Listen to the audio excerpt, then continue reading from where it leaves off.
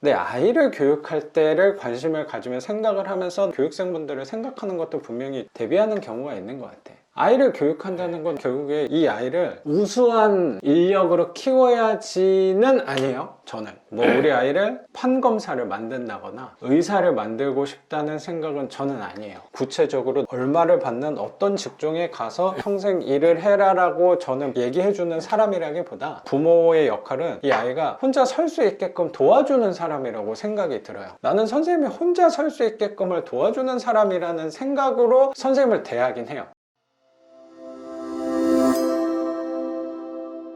지금 집이 안 나가는 거는 어떻게 보면 당연한 거예요. 오늘 날씨 제일 추운 날이잖아. 맞아요. 비수기가 맞죠? 저는 비수기, 성수기도 저도 이제 집을 월세를 내주지 않다 보니까 비수기, 성수기도 헷갈리더라고요. 그래서 그럼 지금이 비수기인가? 성수기인가? 이것도 물어볼 사람이 없으니까 그래서 선생님한테 이거를 또 물어보기도 선생님 지금 비수기라서 잘 안 나가는 건가? 이렇게 얘기하는 것조차도 어떻게 보면 자 봐봐요. 네. 근데 선생님이 냉정해 보인다고 생각할지 모르겠는데 그 정보는 나한테만 답변 드릴 수 있는 건 아니잖아요. 맞지 않아요? 그거는 그냥 부동산 내놓으면서 요새 물어봐도 되는 거 아니야? 대한민국에서 나만 알고 있는 정보일까? 그것도 아니죠. 아니면 선생님이 이사 간다고 생각했을 때 보통 봄, 가을이 사람들이 많이 움직이는 시기인 건데 그리고 지금 추운데 누가 움직여요? 선생님 지금 명도한다는 그 세입자도 왜 안 나가는 걸까? 굳이 월세를 내면서 원래 나간다고 했다가 그거는 내 생각에 집도 별로 없을 거고 움직이기가 되게 불편한 시기라고 저는 생각이 좀 들어서. 맞아요.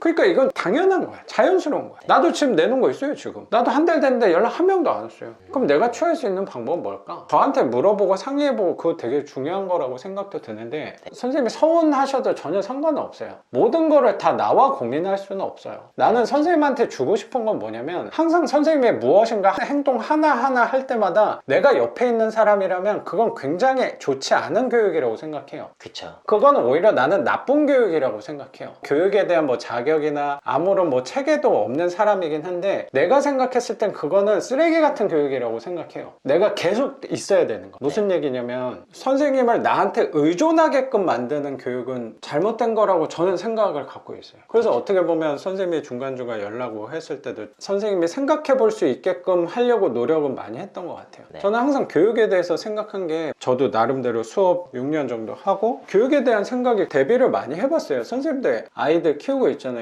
내 애기보다 더 크잖아요. 네, 그쵸. 자녀 교육에 대해서 그 대비를 되게 많이 하거든요. 그러니까 나는 교육학에 대해서 배운 사람은 아니니까. 그럼 결국에 내 아이를 교육할 때를 관심을 가지며 생각을 하면서 교육생분들을 생각하는 것도 분명히 대비하는 경우가 있는 것 같아. 아이를 교육한다는 건 결국에 이 아이를 우수한 인력으로 키워야지는 아니에요. 저는 우리 아이를 판검사를 만든다거나 의사를 만들고 싶다는 생각은 저는 아니에요. 얘가 하겠다면 말릴 생각은 아닌 거겠지만 구체적으로 얼마를 받는 어떤 직종에 가서 평생 일을 해라 라고 저는 얘기해주는 사람이라기보다 부모의 역할은 이 아이가 혼자 설 수 있게끔 도와주는 사람이라고 생각이 들어요. 처음에는 혼자 먹지도 못하다가 지금은 조금씩 해서 자기 혼자 밥도 이제 먹는단 말이야. 그리고 나중에 학교 가고 취업하고 결국에 홀로 설 수 있게끔 도와주는 게 나는 부모의 역할이라고 생각이 들어서 나는 선생님이 혼자 설 수 있게끔을 도와주는 사람이라는 생각으로 선생님을 대하긴 해요. 그러면 일단 내가 한번 해보는 거라고 생각은 들긴 하거든요. 이거 낙찰 지금 2개 받았잖아요. 그거 낙찰 받고 또 2년 지나서 연속적으로 할지 멈추게 될지 그건 모르잖아요. 그럼 또 2년이 지나서 이 사람 수업을 또 듣고 한다는 게 그게 선생님 자신한테 그렇게 좋은 영향일까 나는 잘 모르겠어요. 그렇죠. 저도 그렇게 생각을 하고 있어요. 그래서 요번에 집 받을 때도 선생님한테 물어봐서 확실하게 배워놓고 나 혼자 좀 할 수 있는 그런 걸 만들어 보자. 저도 생각을 좀 많이 하고 있거든요. 그래서 명도 가정이나 이런 것도 선생님한테 물어본 것도 있지만 더 물어보고 싶은 것도 있었지만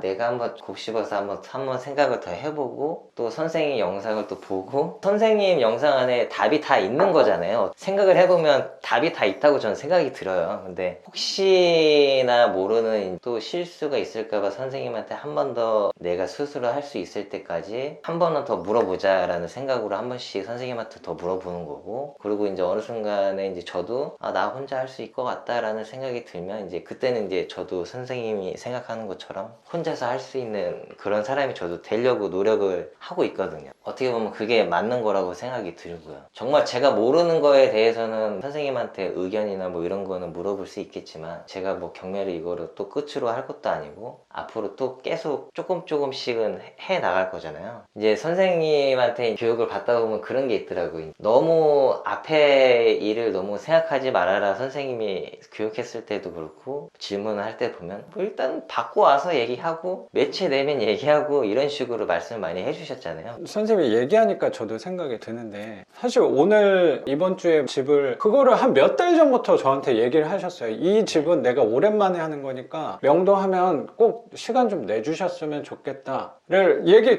계속 했었죠. 네, 분명히. 맞아요. 근데 오늘 명도 못 했잖아요. 그쵸. 재계약하기로 했잖아요. 네, 맞아요. 나는 그런 부분 때문에 그런 거라고 생각해요. 그러니까 선생님도 어렵게 시간 한 번 낼 수 있으니까 그거를 네. 걱정돼서 얘기하는 건 잘 알겠어. 결국에 재계약하는 거잖아요. 그러니까 그거는 내 생각에 계획으로 될 게 아니었다고 생각을 하는 거예요. 그러니까 물어보는 것들이 보통 그런 것들이었어. 지금 당장 눈앞에 거는 어느 정도 해야 될지 알겠는데 뭐 네. 띵동 눌러서 채무자를 만나거나 점유자를 만나서 얘기해야 될 건 알겠는데 그 다음에 그리고 3단계, 5단계, 10단계는 이제 어떻게 가야 되는지가 그거를 굉장히 많이 물어보더라고요. 네. 근데 내가 선생님한테 느꼈던 거는 혼자 잘했어요. 다. 그리고 명도도 그때 너무 고민을 많이 했는데 혼자 잘했잖아요, 결국에. 그렇죠. 오산집도 손해보고 나가시는 분이었는데 처음에는 이사비를 얘기를 안 했어요. 자기가 이사 나가겠다 이렇게 제 발로 나가겠다 했는데 이사비를 요구를 하시잖아요. 나중에는 200만 원을 요구를 하길래 난 50만 원밖에 못 주겠다 이렇게 얘기를 했어요. 50만 원밖에 못 준다 그러니까 처음에는 이분들이 이사 가는 집이 보증금이 모자라서 200만 원이 모자르니까 다 끌어 모았는데도 불구하고 200이 모자르다 라고 얘기하시니까 저는 그래도 50만 원밖에 못 드리겠다. 그러니까 이분들이 그럼 저희는 이사를 못 간다. 보증금이 모자라서 이사를 못 가는 거면 내가 시간을 조금 더 드릴 테니까 그 집에 맞는 거에 집을 들어가셔라. 근데 나는 50만 원밖에 못 드리겠다. 이렇게 얘기를 하니까 이제 선생님한테도 이제 얘기를 드렸고 그러고 나서 제 나름대로 인터넷이나 이런 걸 막 찾아봤죠. 뭐 내용 증명서나 뭐 이런 거는 겁을 먹어서 그럼 나가겠다 하는 분들도 계시다고 하니까 저도 이제 문자로 내용 증명서나 뭐 이런 거 얘기를 막 했죠. 아니면 강제 집행하겠다. 강제 집행도 어떻게 보면 교육 중에 또 교육인 거잖아요.